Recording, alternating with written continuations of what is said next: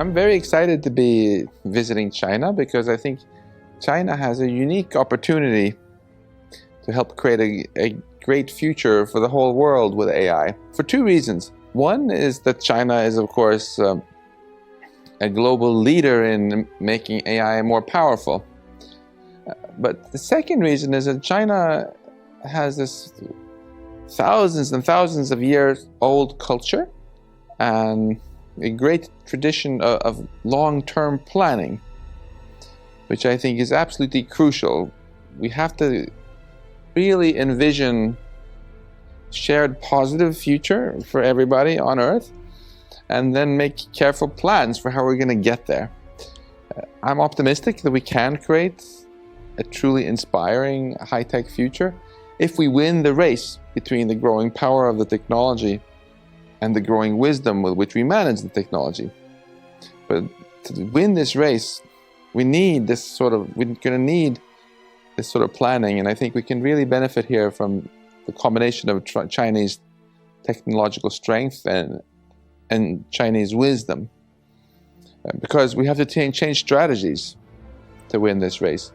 The old strategy of making sure wisdom kept up was to learn from mistakes.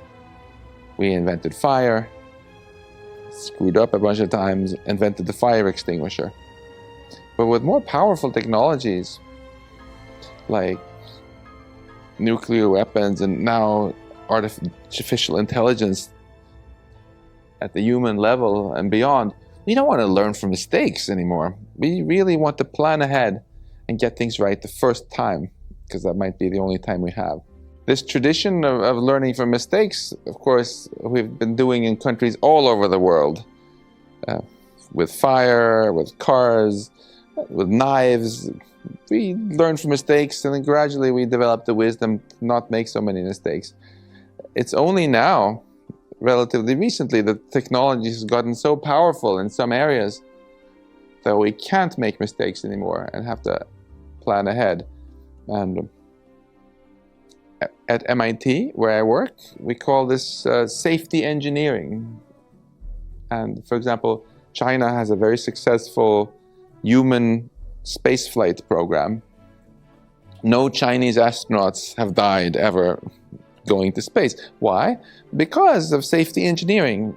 Because China has very successfully thought through all the things that can go wrong when you put people on top of explosive fuel tanks and launch them into space where nobody can help them. Sometimes people get confused and think that people who talk about dangers with artificial intelligence are trying to scare people. No, this is just how you do safety engineering. You think through what could go wrong so that it goes right. This was exactly the strategy that led to the success of the Chinese space program, also the American space program, and this is the strategy I think the whole world needs to take with advanced artificial intelligence. Some people are very pessimistic and think that any technology that can be used badly will be used badly. Any technology that can be used for a military arms race will be used for military arms race. But that is obviously wrong. Think about biology. Could have had a terrible arms race in biological weapons. When was the last time that we read in the newspaper about a bioterrorism attack? It basically never happens. Why? Because all the powerful countries of the world got together around 1970 and agreed on an international ban on biological weapons. This has been wonderful. Because of this, biology has become a technology for good in the world. It's impossible to find students in China or in America or in Europe who study biology and dream of making a career in building bioweapons. They think this is disgusting.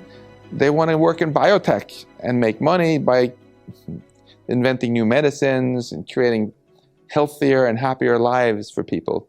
So biology is a great success story that shows that when there's a positive vision, we can make the technology be a force for good.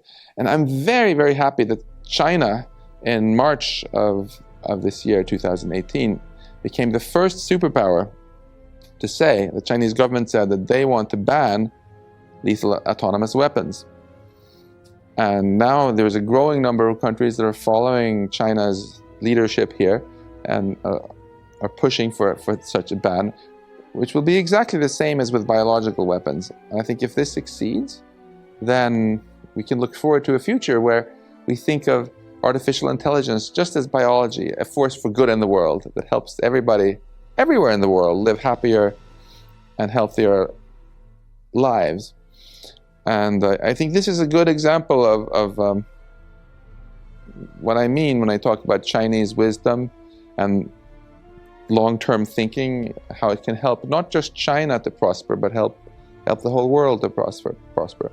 Let me add, I think in the West today, we have many politicians who try to convince people that the only way their countries can get better off is somehow if China gets worse off or vice versa.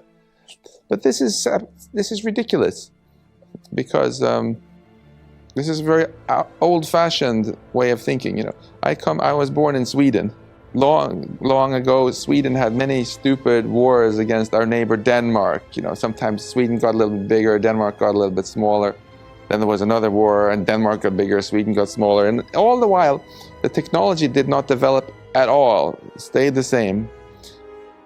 Most of the wealth came from the land, so the only way a country could get rich was to take land from their neighbors. But Sweden has not had any wars now for over 200 years. Yet, both Sweden and Denmark have gotten much richer. How did we do it? By improving our technology. And of course, it's the same now. China, Europe, America can all get richer together by improving their technology in a peaceful way. I as a scientist, I feel very strongly that this is the path to the future. Just making sure that everybody gets better off, instead of getting into completely pointless fights, which represent a really old-fashioned way of thinking. Technology changes everything. Technology means everybody can get better off at the same time. That's the very nature of technology. And I'm optimistic that this can happen. And I think this has also been a key reason why I decided to write this book, to help people understand that artificial intelligence can be a wonderful thing for everybody if we can develop a shared positive vision and steer the technology in that direction. Of course, I mean, at this point, who cares which country antibiotics were invented in? You know, in fact, it was invented by Alexander Fleming, but it doesn't matter, because penicillin, antibiotics, is helping people in Africa, in Asia, in North America, in South America, in Europe. It's helping people everywhere. This is the nature of good technology. I love this question because it's very controversial. First of all, consciousness is not the same thing as intelligence. So intelligence is simply, in my definition, about being able to accomplish goals. If I'm driving a car, I'm taking in information from my sensors, from my eyes, my ears, and so on, and I'm processing the information with my brain, and I'm sending commands to my muscles, and acting back on the world and doing intelligent things. A self-driving car is intelligent in the same way when it drives. But when I drive that car, I'm also having consciousness. I'm having which I define as a subjective experience. I'm experiencing colors, sound, vibrations, emotions. But does a self-driving car have experiences? Does it feel like anything to be a self-driving car? Maybe not. We actually don't know. Many people think that both intelligence and consciousness are something mysterious that can only exist in biological minds. I don't think so. I think they're both about information processing.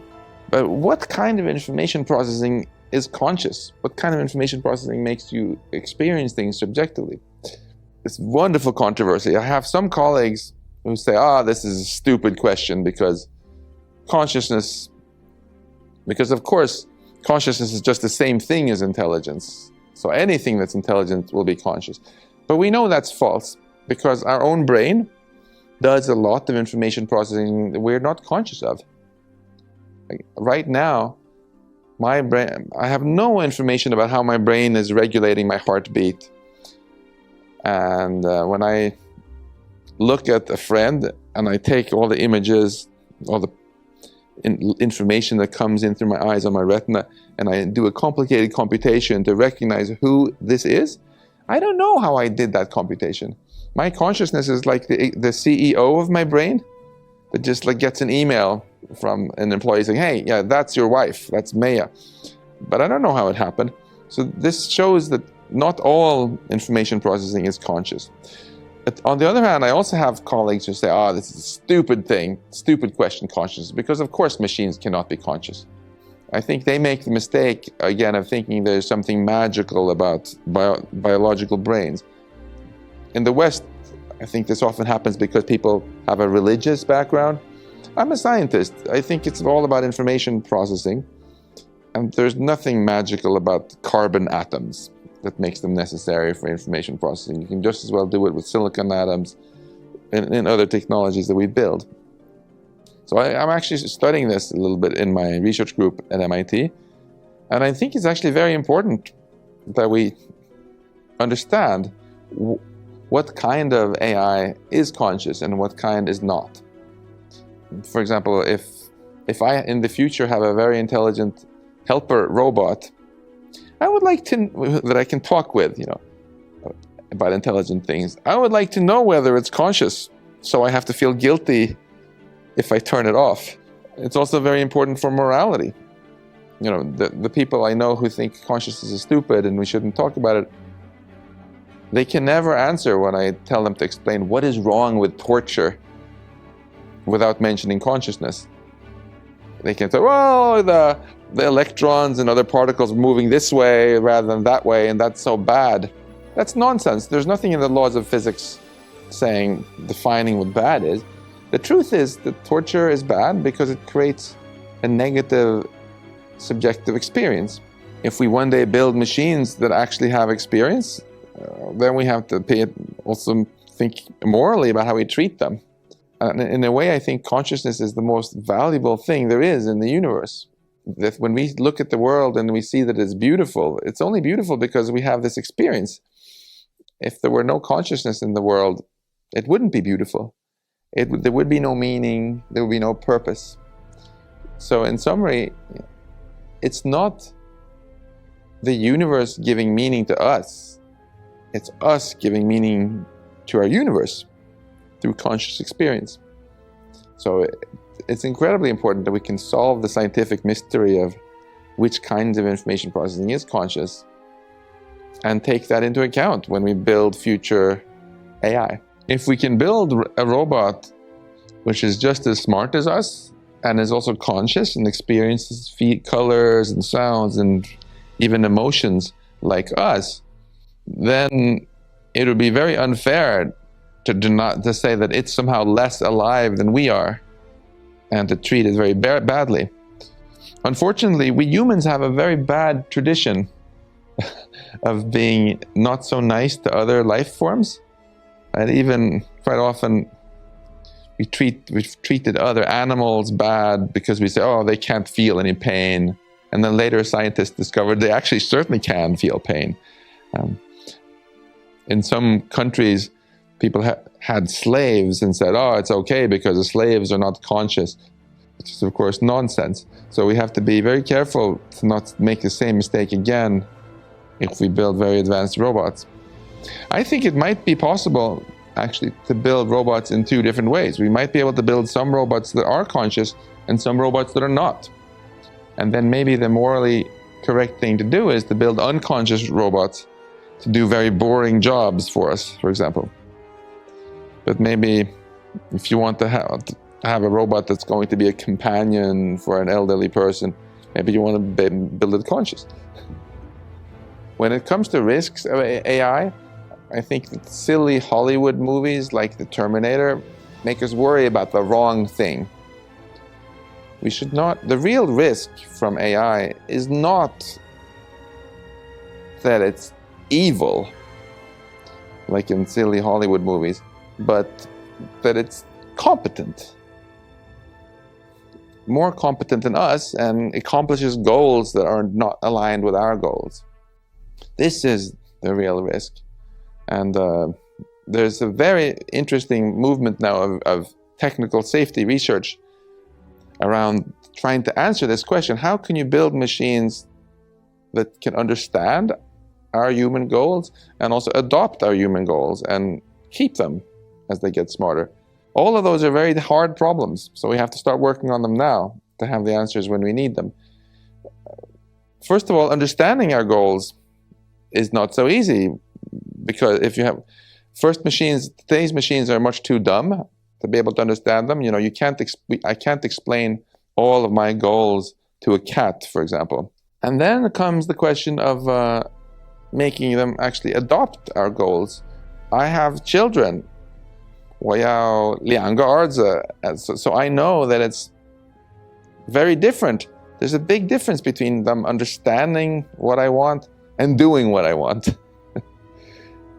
This is why it's so hard to be a parent.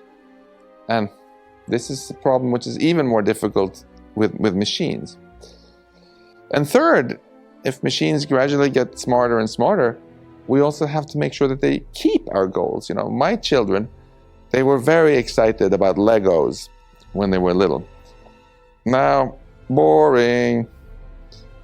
So if we manage to build AI that's very excited about helping humanity, we don't want them to get as bored with that goal as my sons are with Legos, as they get smarter. We want them to keep focused on that goal. Those are three examples of unsolved technical problems where there's a lot of work now. And this is an example of winning the wisdom race. We can't just make AI more powerful. We also have to make sure that we understand how to make the AI understand, adopt, and retain our goals. Sometimes people say, well, it's too early to start working on this because we don't even know exactly what our goals are. There are disagreements between different people and so on. I think that's all wrong. People are just making excuses to be lazy. There are many goals which are shared by everybody on the planet. For example, everybody who builds an airplane agrees that this airplane should never, ever, under any circumstances, fly into a building or a fixed object. Yet that's exactly what the September 11 terrorists were able to do in America. And more recently, there was this depressed German pilot, Andreas Lubitz, who flew his passenger airplane into the Alps, killing over 100 people. And the most embarrassing thing of all here was that he did it by simply telling the computer to do it. And the computer said, okay. He changed the autopilot to go down to 100 meters. And even though the computer knew the map of the Alps and had GPS, it was okay. Nobody had the idea that they should teach the computer that it should never fly into a mountain. It would not have been so hard to do. We have the same problem now with cars. Modern cars now are very often built with very good cameras for future self-driving and so on. We should teach these cars to never drive into people. If we do that, if we had done that earlier, we could have eliminated many terrible terrorist attacks that have happened, where people deliberately drove a car or a truck into people. So I say, let's not wait. Let's start right now and put at least these most basic goals that everybody agrees on into our machines. And then gradually, as the machines get smarter, we can work on putting in more advanced goals to ensure that the technology we have has its values and goals aligned with ours. This is very much like being a parent. When we have a baby, we are creating a human-level AI, except it's not artificial intelligence, it's a biological intelligence. Often the child will become smarter than us, and that's okay, because if we've been good parents, we have made sure that the child We have not only taught the child how to be strong, but also how to be good, how to adopt our best values. And we need to do exactly the same thing and be good parents with machines that we build. The concept of machine learning is simply the concept of making machines learn anything at all. Most machine learning is just about machines learning to be intelligent. It's not about them learning necessarily to be good. This is a big difference. You can teach a child how to be a good soldier and obey orders, but you should also teach a child right from wrong. And it's the same if you teach your child how to use a knife in the kitchen. You also teach them that if they're very angry, they should not hurt people with this knife. Simple stuff like that. We need to gradually do also with machines. There's much more money now invested in just making AI more powerful than in figuring out how to make AI good, how to develop the wisdom, to keep it good. I've talked a bunch now about this, what's called the value alignment problem, but there are also other aspects of AI safety which are very urgent, which have to do with simply making it so that you can trust the AI. We're putting AI in charge now of ever more infrastructure and decisions, which means we have to be able to trust it. We have to be able to make sure that it does what we want it to do. And I think we've so far been a little bit too lazy with this. We have to figure out how to transform today's buggy and hackable computers into robust AI systems that we can really trust. Anybody who has a computer pretty much has experienced that it crashed at some point. Maybe we got a little bit irritated because maybe we lost half an hour of work. But if that computer is controlling the electric power grid of a city, if it's controlling a hospital, if it's, it's beyond funny, it's serious.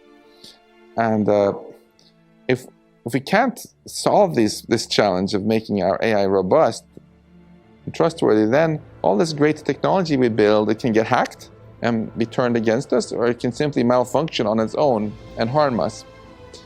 So this is also, I think, an area where China can make very valuable contributions, because there's so much AI talent here. And there's also, as I said before, this tradition of more long-term planning, where one thinks not just about tomorrow and near-term profits, but one also thinks about what will be beneficial for society in the long term. And in fact, it's to help with this kind of AI safety research that we have worked together with Elon Musk to give away so far $9 million to different researchers around the world, exactly to do this kind of research, to make AI safe and beneficial, develop the wisdom we need to keep up with the power of AI. So the goal is to simply get the AI community to spend more time on this. And I'm very happy, actually, that this is exactly what's happening. All big AI conferences now also have conversations about AI safety. It's obvious, in China, when you build a bridge, you don't just think about making it look cool. You think about making sure it's safe, it doesn't fall down. Or if you invest in nuclear reactor research, you also invest in nuclear reactor safety research. It's obvious. And this is the way I'm very happy that it's also becoming now with AI. We think not only about how to make it do something cool so we can sell it tomorrow, but also how to make sure it's safe. Many people wonder if we can somehow connect our brains to AI and get the best of both worlds. I think the truth is yes and no. To a certain extent, we can absolutely use technology to enhance our brains. We already do it in some simple ways, just drinking coffee or using smartphones. Even if the smartphone isn't physically connected to our brain, it really gives us ability to be better people and accomplish more of our goals.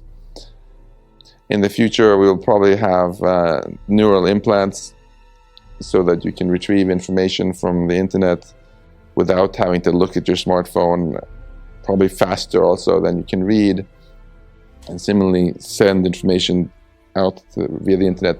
But I think there's a limit to this, because our brain runs, our neurons only can fire at most once every thousandth of a second or so, and even today's computer chips do things 1,000,000 times faster.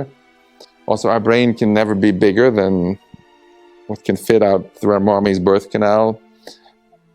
You can build an AI that's arbitrarily big. In the long term, I think we will end up having machines that are more intelligent than any human can be, no matter what they're plugged into. And I'm optimistic that can ultimately also be a very good thing, as long as we can solve these problems of value alignment, to make sure that these machines help humanity flourish, help bring out the best of us. Sometimes people ask me, well, will it go well or will it not go well? I'm not so interested in speculating about, just sitting here and speculating what will happen, as if we humans are now just some kind of pathetic, passive spectators waiting for the future to happen to us. No, we are building this future together, right? So the really interesting question is not to ask what will happen, but what do we want to happen? And what can we do today, make sure that these good things do happen instead of the bad things. This is very much why I wrote the book. I want to make sure that people think hard about shared positive vision to steer towards, and then think about what we can do to get there. Sometimes people ask me if artificial intelligence will have morality. And my answer is, well, yes or no, depending on how we build it. All humans on the planet have a great deal in common. We all want to eat. We all want to drink. We all want to survive, because we were shaped by evolution. But machines, we can build them however we want. The space of possible artificial minds is much bigger than the space of possible biological minds. And it's ultimately up to us how we build them. I think it's very important that we build machines so that they are moral and so that they share our human values, because that way we can feel confident that they will help us. It's okay to be in the presence of other beings that are more intelligent than us. In fact, I've already done that myself. I've experienced that when I was little, mommy and daddy, right? And that was okay because they were moral, and they had this goal of treating me well. They had goals that were aligned with ours. So it's a very interesting question. How do we build morality into our machines of the future? There's a lot of research on it right now, and I really welcome, because ultimately these have to be globally shared goals. Often when I give popular lectures about physics, I ask people to raise their hand if they think there is life elsewhere in the universe that's smarter than us, and almost everybody puts their hand up. But actually, we have no scientific evidence for this. And I actually have a minority view that my guess is that no, that we are actually the most intelligent life form in our universe. Our universe is the part of space that light has had time to reach us from so far during the 13.8 billion years since our Big Bang. So I don't think we have some kind of Star Trek situation out there where all these other civilizations are going to come and rescue us if we screw up. I think instead we need to be really grateful for this opportunity we have, and actually be really responsible, more responsible than we have been, to take care of our planet and not destroy ourselves. Because in our whole universe, it might ultimately be up to us to help life survive and flourish. And my guess is that if in the future we have very intelligent life flourishing among the galaxies, that it probably will have started on Earth, and it will probably have managed to spread through the universe because of artificial intelligence. Already today, artificial intelligence is hugely helpful for doing space science. Most scientific satellites we have out there in space, European, Chinese, American satellites, they don't have people on them. It's AI controlling the telescopes. And as I write about in chapter 6 of my book, AI is just wonderful for space exploration, to the point that I think most science fiction writers, even the most optimistic ones, were still too pessimistic about our future. They thought we could visit maybe we humans, the closest solar systems, maybe go a few light years to Proxima Centauri, but they mostly thought it's impossible to even go to the nearest galaxy, because it would take 3 million years at the speed of light. And who wants to be like a frozen meat bag for 3 million years? But with AI, it's so much easier. We are fundamentally information. My DNA takes only 2 gigabytes. So if we just send some AI-designed nanoprobes to somewhere else in space, and they build a base there, we can basically email my DNA there, and they can make a copy of me, biologically identical. If you want something more advanced, you could scan my whole brain. That'll take about 100 terabytes. All my memories and all my knowledge, and email that, and build a replica of me. You can email it at the speed of light. You don't have to be worried about it colliding with some space junk on the way, And this really opens up the possibility for life, even human life, to spread much farther, much faster than we previously imagined. When we think about a super advanced civilization coming to Earth with technology much superior to us, yeah, it's probably going to happen eventually, but it's not going to come from far away in space. And this is much better, because if it came from somewhere else, we have no power to shape what happens. But if it comes from us, then we have the power to shape it, to build, to decide what the goals it's going to have, what values it's going to have. That's, I think, a much more inspiring future. I don't like Terminator. It's so silly.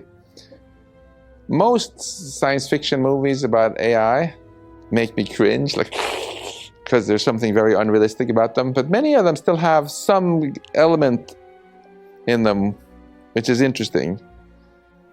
For example, the movie Her. What was really interesting there was it showed that it's not robots, but it's not the robotic body that's important, it's the intelligence itself. Because in Her, right, it's simply the mind that matters. On the other hand, what was very unrealistic about Her was that even though we had these digital minds that were much smarter than us, it had almost no impact on the job market. The main character, the guy in the movie, he still got paid money to write these articles that this AI could have done much better in a tenth of a second, right? One of my favorite AI science fiction movies is actually one of the very first, Stanley Kubrick's 2001, because it shows the biggest risk with superhuman AI, not being malice, but being competence. So in the movie, right, when Hal says to this astronaut, "I'm sorry, Dave, I can't do that," it's not because the computer is evil. It's just because the computer has a goal which is not aligned with the human's goal, and it ends badly for the humans. The lesson to be learned from this is that when we design an AI, we have to, from the outset, not just make it powerful, but make sure that it shares our goals. And it also helps make the point that the key to success with really powerful technologies like AI is to not try to learn from mistakes, but to think ahead about what could go wrong and make sure that it goes right. Finally, the biggest complaint I have with sci-fi movies about the future is that almost all of them are totally depressing. They're dystopian.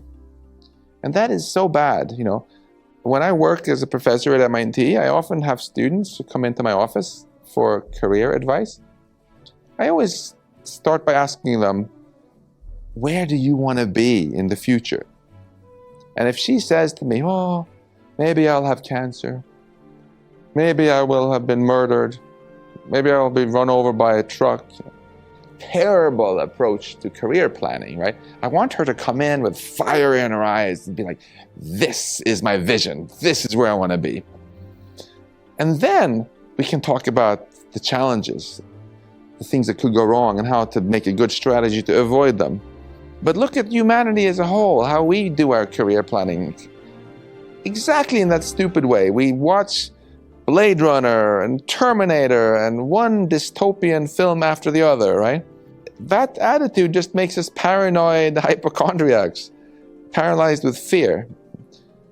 What we need to do is exactly what I need my students to do. We need to have a positive shared vision for humanity. This is where we want to get. This is why I mentioned earlier, I think China can contribute so much, not just through the power of its technology, but through this wisdom of long-term thinking, having the courage to formulate a positive shared goal for the whole planet. Because once there's a shared positive vision, it's very natural that this will foster collaboration, right? Why do two people decide to get married even though they know it and they have to give up a little bit of freedoms and things? Because they have a shared positive vision of all the wonderful things they can do if they're married, right? Why do sometimes companies merge? Because they have a shared positive vision. So shared positive vision always fosters collaboration. Shared negative visions fosters polarization, it reduces harmony, causes all sorts of problems. And this is something we're seeing, I don't know how it's in China now, but we see so much of this in the West. All these negative visions about the future. And this is why we get less and less harmony in the West. More and more polarization and infighting and sort of fragmentation. So I would like to see more movies, more good movies about the future that are actually positive. So people can, after they go to a party with their friends, sit and talk about ways in which they envision AI being used for good in the future. If we have no idea what we want, we're much less likely to get it. I think some people feel scared by technology. Partly because things are always most scary when we don't understand them. This is one of the reasons I wrote my book, to help people understand more about what artificial intelligence really is and how, in particular, we can use it to create a good future if we work hard on it. Why is 2018 better than the Stone Age? Because of technology. Everything I love about civilization is the product of intelligence. So if we can amplify our human intelligence with artificial intelligence, it opens up the possibility of helping us solve today's and tomorrow's greatest problems. I was in the hospital recently visiting a friend who has been diagnosed with what the doctors say is an uncurable cancer, for example. But what does it mean, uncurable? Of course it's not uncurable. That merely means that we humans, with our intelligence, have not figured out yet how to cure it. I'm confident that artificial intelligence can help us figure out how to cure all diseases, how it can help us figure out how to lift the whole world out of poverty, and how it can help us solve all these other problems that we just haven't been smart enough to solve yet. So if we get it right, artificial intelligence will be the best thing ever to happen to humanity. The challenge is just that it's not going to happen automatically. We have to have the courage to develop a positive vision and plan carefully towards it. That's how we're going to get to this great future. And this is both why I wrote this book and also why I've been working so much in my own life with colleagues to try to get people to talk more about these positive visions and the kind of steps we need to take now. We can't be lazy. Together with mostly a bunch of science and technology colleagues, I co-founded this organization, the Future of Life Institute, whose goal is simply for humanity to use technology wisely. And what we've done is both give away money, thanks to Elon Musk, to support researchers around the world to work not on just making AI more powerful, but how to make it robust and beneficial, to basically make sure the wisdom with which you manage AI keeps pace with AI itself. We've also organized a series of meetings where we bring together leading researchers and other thinkers to discuss how to develop this wisdom. And I'm very excited to be in China now, because I think China really has a unique role to help lead this global effort of developing this wisdom, which is really what our organization is all about. I call bacteria life 1.0 because they're really dumb and can't learn anything during their lifetime. I call us humans life 2.0. When I was little, I couldn't speak any languages, and then I installed a module to speak Swedish and to speak English. And it's this ability for us to learn which has made us humans the most successful and powerful species on the planet. Life 3.0, which can design not only its software but also its hardware, of course doesn't exist yet. But maybe our technology is already making us life 2.1, with our artificial knees, pacemakers, cochlear implants, and so on. And so it's really interesting to think about our relationship with technology. The ultimate goal of AI has always been to figure out how to make machines that can do everything better and cheaper than us. But if we succeed with that goal, then what do we want the role of humans to be? This is why the subtitle of my book is Being Human in the Age of Artificial Intelligence. I'm not trying to give answers to the question, but I'm trying to encourage people to ask themselves what they want the role of humans to be. In terms of jobs, there are two separate questions which are very important. One has to do with just making sure everybody has enough income. The second is to make sure people also have meaning and purpose in their lives. And jobs also give us meaning and purpose in our lives. It's obviously possible to have meaning and purpose in our lives without having a job. We all did that as children. Many retired people do this. In China, I've met many retired people who get meaning and purpose from their lives by helping raise their wonderful grandchildren, for example.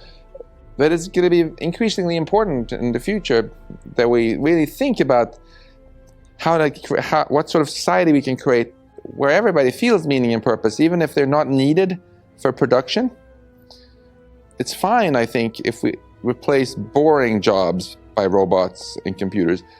But jobs that really give us meaning, we should probably keep paying humans to do, even if we could have robots. For example, teachers, nurses, elder care, and emotional jobs which involve empathy. Even if somebody can build a robot that takes care of our children just as well as human, I think it's better that the government just gets enough money from the economy and taxes that it can hire teachers and so on, nurses and so on, to do these sort of things. I think some governments in the West, again, are making a big mistake here when they talk about this universal basic income as the solution, that the government should just give cash to everybody, because cash doesn't give meaning necessarily. And at the same time, they're saying, well, we can't afford to pay teachers more. Can't afford to have more nurses. It's ridiculous. How can you afford to give people cash for doing nothing and then not be able to afford to pay them to be teachers? So I think to create a really flourishing society with AI, it's not enough to just have a bunch of technical nerds like myself think about the technical problems. We also need to have economists and psychologists and other people, everybody else, get involved in thinking about what sort of society will help people flourish and have lives that are not just wealthy but meaningful. The human future is not going to be great automatically. We're going to have to work hard for it. Do long-term planning, blood, sweat, and tears, create this future. When I say I'm optimistic, I mean that we really have the potential to create a fantastic future. How do we do it? Well, right now, we start by thinking hard about the things that could go wrong to make sure they go right.